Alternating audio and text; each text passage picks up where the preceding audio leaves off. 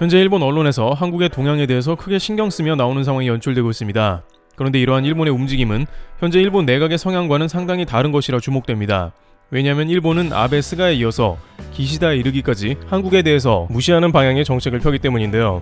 특히 스가 총리에 들어서부터는 전 세계적으로 봤을 때에도 매우 이례적인 외교 무례를 보여 논란이 되었습니다.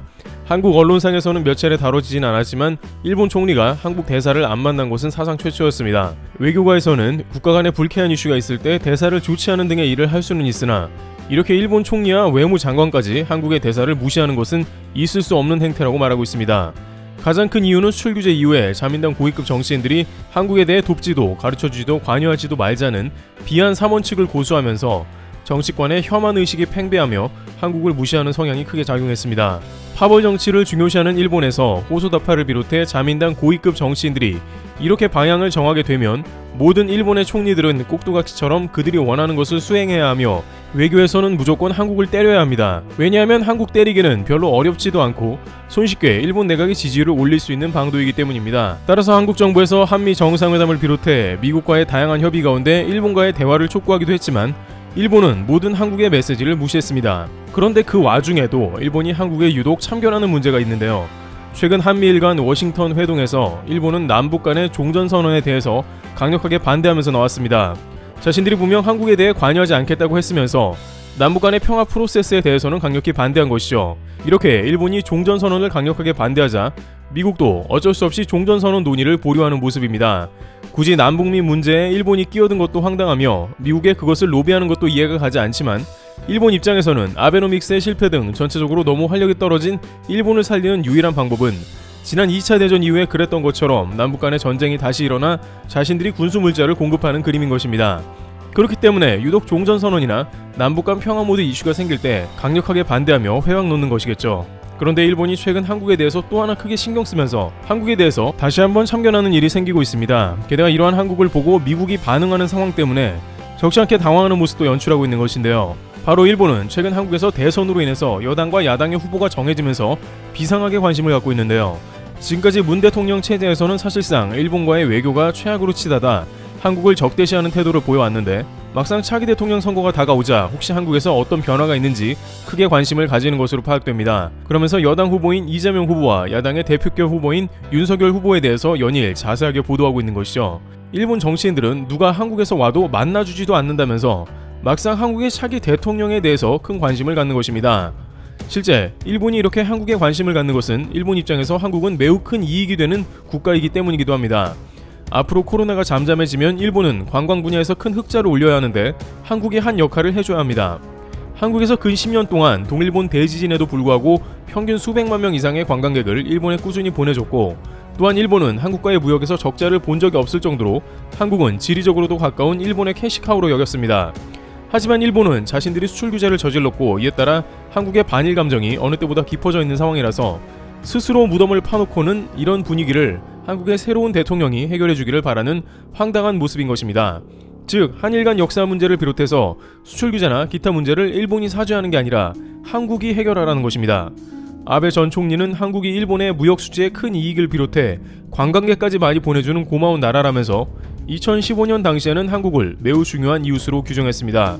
또한 당시 남북 관계는 최악이었고 오바마 정부에서는 북한을 폭격할 수 있다며 전쟁 분위기도 났습니다. 일본은 이러한 한일 관계로 돌아가길 강렬히 원하는데 현재 정권에서는 무리이기 때문에 차기 정권에서 일본의 바람을 실현하기를 원하는 모습인 것이죠. 따라서 겉으로는 한국을 무시하며 관여치도 않겠다고 하나 자신들의 이익에 따라 차기 대통령 선거에 관심 갖는 것입니다. 그런데 최근 한국의 대통령 후보 중 여당의 이재명 후보의 발언이 일본 언론에 속보를 낼 정도로 관심을 갖게 합니다. 이재명 더불어민주당 후보는 지난 10일 관훈클럽 토론에서 한미일 삼각 군사 동맹에 대해 어떻게 생각하냐는 질문에 대해 당연히 반대한다 라면서 한국은 미국과 군사 동맹을 맺고 있는데 일본을 포함할지는 신중히 고려할 문제라고 말한 것입니다.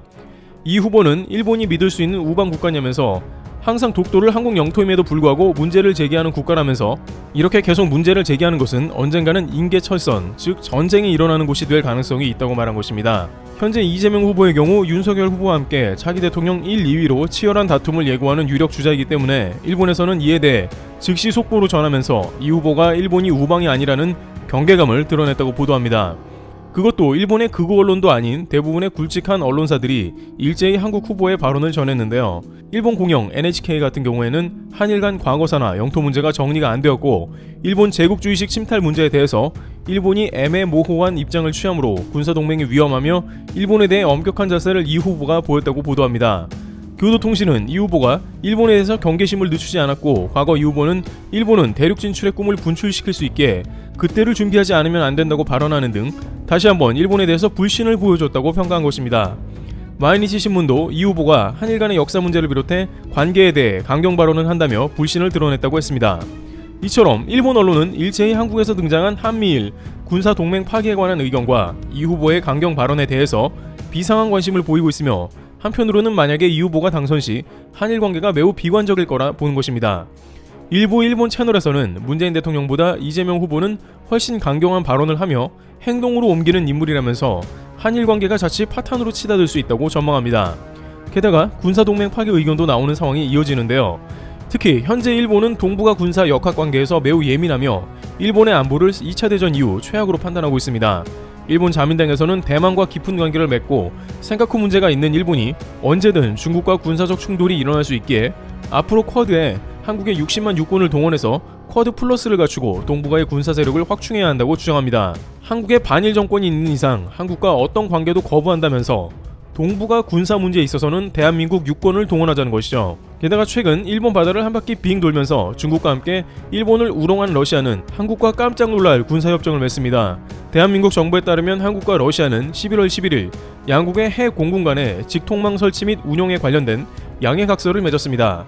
작년에 러시아가 독도 영공에 등장해 한국 전투기가 출격해 발포하는 등의 일이 있었는데 앞으로 이러한 위험 상황을 방지하고 동북아의 영내 평화를 위해서 양국 군사 간의 협력을 강화한다는 의미입니다.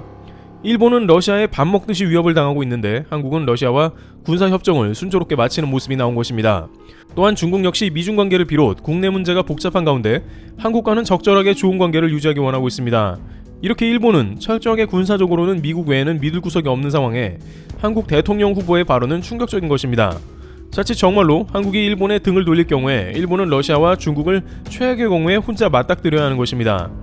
이미 러시아 중국 함정이 일본 해협을 통과하고 위협해도 일본은 아무런 조치를 할 수 없는 상황이었기 때문입니다. 그런데 여기서 미국의 움직임이 일본을 한 차례 더 놀라게 하면서 관련 동향에 촉각을 곤두세우게 하고 있는데요. 중국과 러시아는 그렇다 치겠는데 미국에서 이 후보에 대한 태도가 의외라는 것입니다. 지난 11월 7일 미국의 뉴욕타임스 임원단이 극비리에 이 후보를 만나서 서울에 왔다는 소식이 전해진 것입니다. 일본 매체는 뉴욕타임스 임원단 10명가량이 이 후보의 여의도 캠프에서 다양한 주제로 대화했다고 보도했습니다.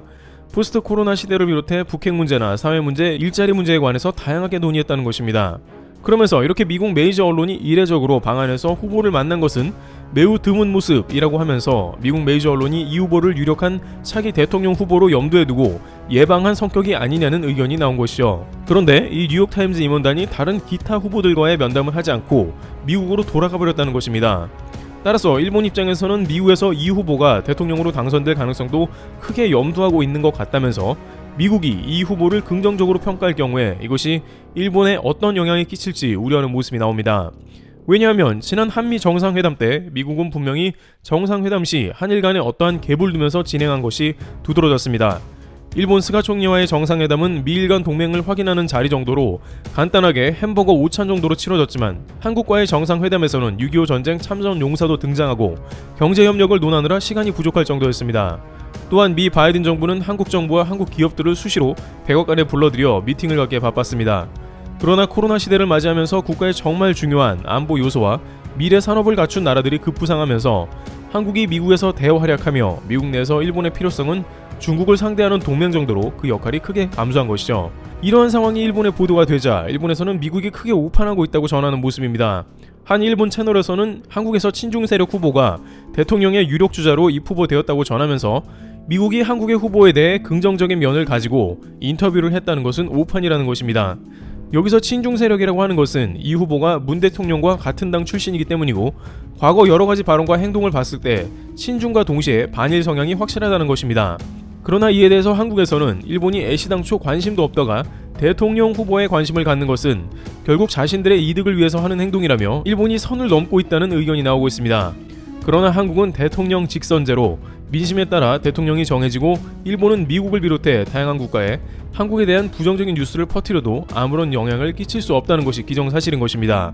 이와 같이 일본은 한국 차기 대통령 선거를 앞두고 러시아와 중국은 물론 미국조차도 한국에는 호의적이며 일본이 바라는 대로 움직이지 않아 소가리를 하며 점점 더 국제사회에서 고립되어 가고 있는 모습입니다. 트리블튜브였습니다. 감사합니다.